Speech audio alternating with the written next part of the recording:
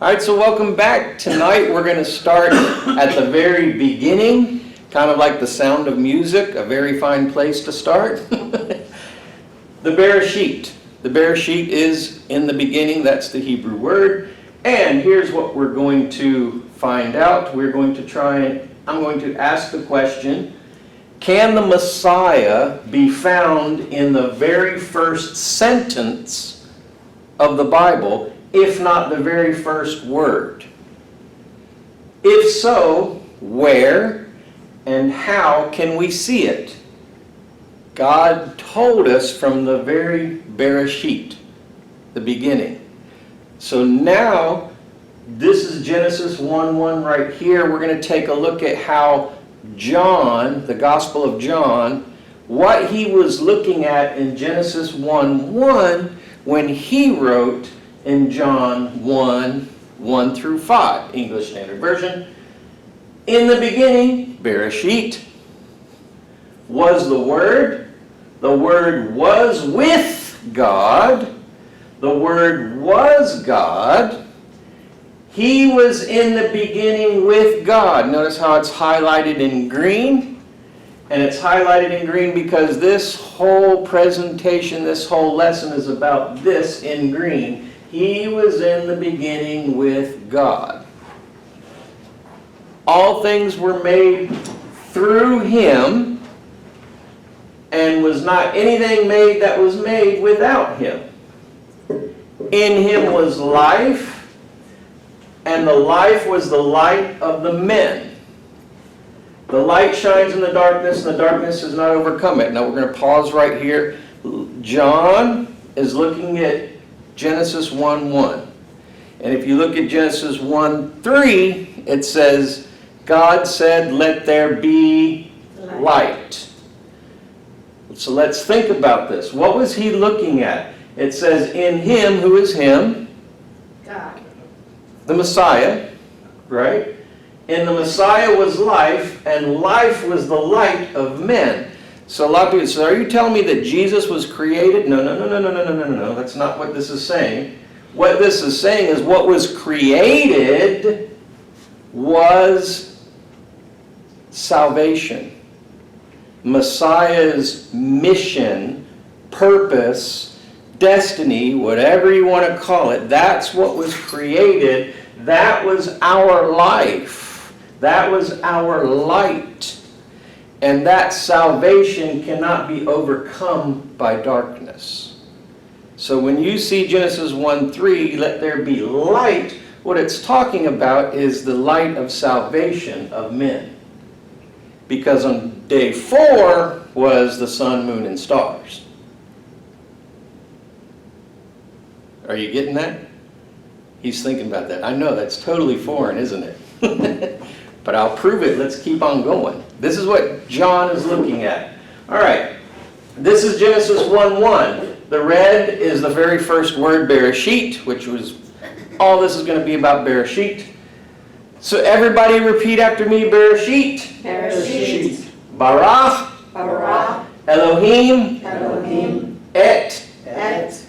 Hashemayim. Hashemayim. Ve'et. Et. Haaretz. Haaretz. In the beginning, created Elohim, which is God. Aleph Tav Et. The Jews have no translation for that, and we'll get to that.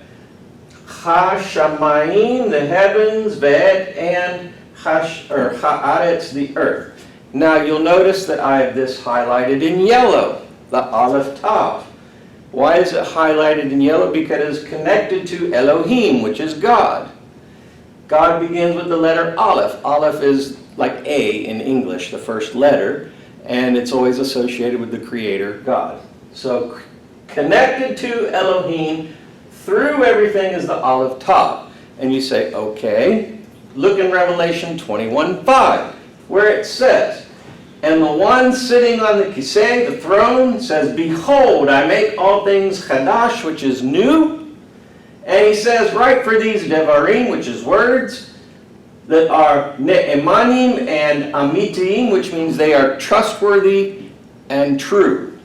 And he said to me, it is finished. I am the what? Aleph and the Tav. The Reshit and the Ketz, the beginning and the end. So who is saying this? Who is this talking about? Who is sitting on the throne? The Messiah, Jesus. Jesus says, I am the Aleph and the Tav. So from the very beginning, the very first sentence of the Bible, in the beginning, Bereshit, created God through and with the Aleph Tav, which is the Messiah, the heavens and the earth. So you see the connection. Now the Jews don't accept this. They don't accept the Aleph Tav because here is the literal translation. Here in the red is the English. And they put a little line here for the Aleph Tav because they don't recognize this as the Messiah. That's why there's no translation for it. But John, the Gospel of John, was looking at this, and I'm going to show you what he was looking at when we say the Aleph Tav is the Messiah from the very, very beginning.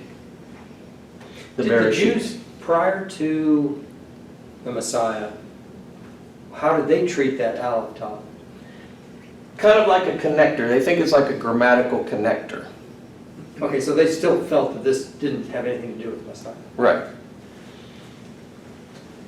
But in Isaiah 44:6, it says, Thus says the Lord, the King of Israel, and his Redeemer. Who is the Redeemer? Our Messiah. The Lord of hosts, he says, I am the what? The first and the last. The Aleph and the Tav. Or in Greek or English, Alpha and Omega is what most people are used to hearing. And besides me, there is no God. All right. Here's the text for Genesis 1. You'll notice that the first letter in Bereshit is the letter Beit, which is the second letter of the Hebrew alphabet. The first letter being Aleph, which is connected to God, the Creator. Here is the letter Beit. And you see it's larger than the rest. That means something, obviously, not because it's just the very first. It means something. You remember when we did Purim, right? And we had the book of Esther. And in the book of Esther, when it had the 10 sons of Haman, that some of them had the letters smaller and this one had the letter larger. And it meant something. And if you don't remember, I'm going to put the link in the description below so you can go watch that video and figure out what these referred to. So the large letter B means something, just like, and it's not the only time in the Bible that happens because here you see in the book of Esther. Why is the Beit, the letter B, larger? Why isn't A the first letter of the Bible? You'd think that God would make the first letter of the Bible A, right? But it's not, it's Beit. Okay, it's very uncharacteristic of the letter Beit because it shows a pictorial. Every letter in Hebrew has three things associated to it. A number, a picture, and a meaning. Number is 2, obviously. The pictorial is a house or a dwelling. All right? Why B and not A? Let's think about this logically. If the letter A represents the Creator, He, God, has always been, always is, always will be. If you're talking about creating something, you can't start off with something that's always been. You have to start with what you're creating. So that's why you start with the letter B, because He created the letter Beit, which is the house or the dwelling that He left to create a house or dwelling for us. Watch. The letter Beit has the numeric value of 2. From the very beginning, God left His house to design one for man so that He could have a relationship with His Creator. This is shown on the very first day when He creates a physical realm, the heavens and the earth, and displays a heavenly realm for us to remember the Creator. And He created the heavens and the earth just as the Messiah says in the Lord's Prayer, Thy kingdom come, Thy will be done on earth as it is in heaven. 2, on earth he's creating us a house as it is in heaven, house. So that's why the letter Beit instead of the letter Aleph. Can't start with the letter Aleph because Aleph has always been. All right, now here's the good part. I'm excited about this one. This is the good part. This is a game that I know she loves to play, where you have all these letters and you try to make words out of these letters, right? We're going to do that with the Bereshit. This is the first word of the Bible, Bereshit, in the beginning. How many words can we make from this? Ooh, I'm excited about this. Are you ready? All right. The very first 2 letters in Bereshit is Beit and Resh. When you put Beit and Resh together, it forms the word bar, which means son. So you're telling me that the very first 2 letters in the Bible mean son? From the very creation? Are you kidding me? Yes! That's what I'm telling you. And the Beit was larger, which means the son came from a large house and to go into a created a smaller house. Woo! Okay. Hold on, but wait, there's more. All right? The first 2 letters show from the very beginning the son was coming from a dwelling from the Creator. Now, if that wasn't enough for you to just stop right here and bask in this, let's continue. The third letter is the letter Aleph, which we've already alluded to, which is God the Creator. Remember in the sentence, the first sentence that we all read together, Elohim was connected to Aleph Tav. Look at this. Bar, son, is connected to Aleph, which is the Creator, who's in the middle of everything between heaven and earth. Is that not... Can you see what I'm talking about? But if that wasn't enough for you, we could stop there. But why? There's more. The last 3 letters, Shin, Yud, Tav, form the word sheet, which means thorns. And you say, okay, well, let's think about it. The Messiah left his dwelling, his place from creation to wear a crown of thorns. All in the word Bereshit, the very first word of the Bible. We could stop there, and it would be enough. Oh no, I'm going to give you more. More, you say? Yes! Look at the very middle of the word. Second, third, fourth letter is Resh, Aleph, Shin, spells Rosh, which means head. And if you know anything about Jewish holidays, you know the most common holiday is Rosh Hashanah, which is the head of the year, what we say in English, New Year. But guess what is in the very middle of the Aleph? And guess who is in the middle of it all? The head of creation. Are you seeing what I'm seeing here? Are you seeing what John's seeing here? So when John wrote 1 through 5, you're seeing this. We could stop there and say, yes, that's enough, I see it. But wait, there's more. You combine these 3 letters, the Beit, the Resh, and the Shin, and you get the word Brosh. And it means tree. And let's see if the light bulb goes on for some of you. Tree. What was the first 2 letters? Bar. What did bar mean? Son. Sun. So what is in the word tree? The word sun. So the sun was destined for the tree. Are you seeing this? Yes. Is this not incredible? Yes. And if that was all, that would be enough. But there's more. How much more? Okay. Shin and Yud together is the word show, which means gift. Are you getting this? Which means From the very beginning of creation, the very first word in the Bible, it shows the creation is a gift of the Son, the Messiah. Is this not? I told you this was big, did I not? If this was enough, it'd be enough. Oh no, there's more. We're not done yet. The last letter in it itself, Tav, means covenant. The earlier Hebrew writings is Paleo-Hebrew. They're more pictorial. That's what it looks like in Paleo-Hebrew. It shows the letter Tav in the form of a cross. This clearly shows the grand design of a covenant through the gift of the Son on the cross. But wait, there's more.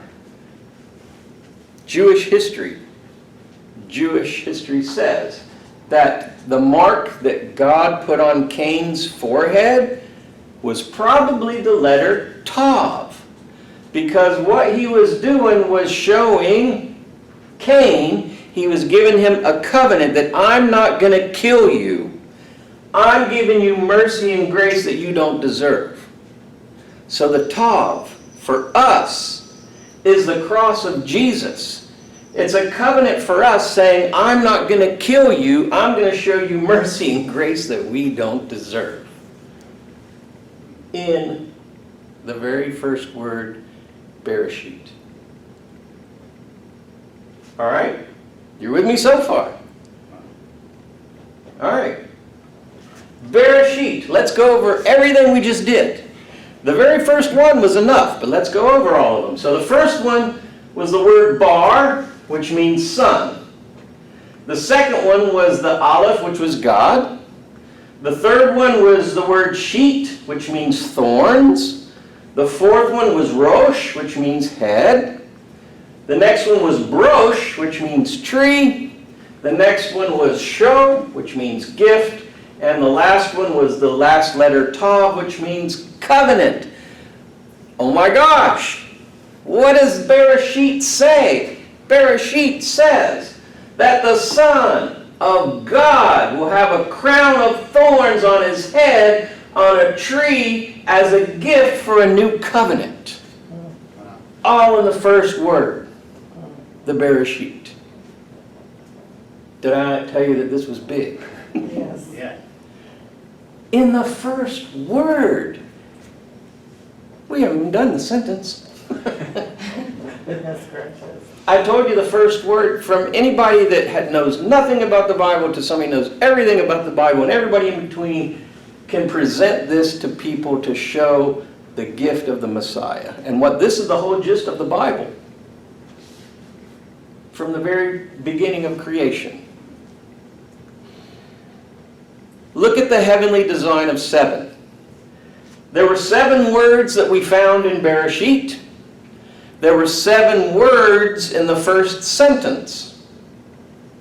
There were 7 days of creation. There were 7 branches to the menorah. There were 7 mandatory feasts. There were 7 dispensations, or 1,000-year dispensations. And there are 7 sayings of Messiah on the cross. So it was all destined from the very beginning, the Bereshit, that the Messiah would come for this purpose as a gift. So now, what do you see in the Bereshit? Are you seeing what John saw when he started writing that Elohim is connected to the Aleph Tav? What do you see in Genesis 1:1? That Messiah is in the Bereshit. The lion from the tribe of Judah is in the Bereshit, the very beginning. That's why John 1:1, we're going to say, instead of the beginning, we're going to say Bereshit. John 1:1 once again. Bereshit was the Word. The Word was with God. The Word was God. And He was Bereshit with God. All things were made through Him, and without Him was not anything made that was made. Now, does John 1:1 look a little bit different after seeing what we saw? Do you think John was also keeping in mind Psalms 33:6 when he says, "By the word the heavens were made"? He was with him, he was everything through him from the very beginning. So let's put it all together and say this. The Bereshit, the light of men. When he says, let there be light, it means let there be a way of salvation. Let there be a Messiah that's going to come and die on a cross for us as a covenant and give us something that we don't deserve. From the Bereshit, from the beginning, he says, I am the way. I am the way of salvation. I am the way. And at the very end, he says, I am salvation. And guess what Yeshua means in Hebrew? Salvation. So from the very beginning in the Bereshit, salvation was created. That was the very first thing that he was creating, was a way of salvation before anything else. Before any of the trees, before any of the plants, before any salvation, a way of salvation for man was created. Now how do you see the Bereshit?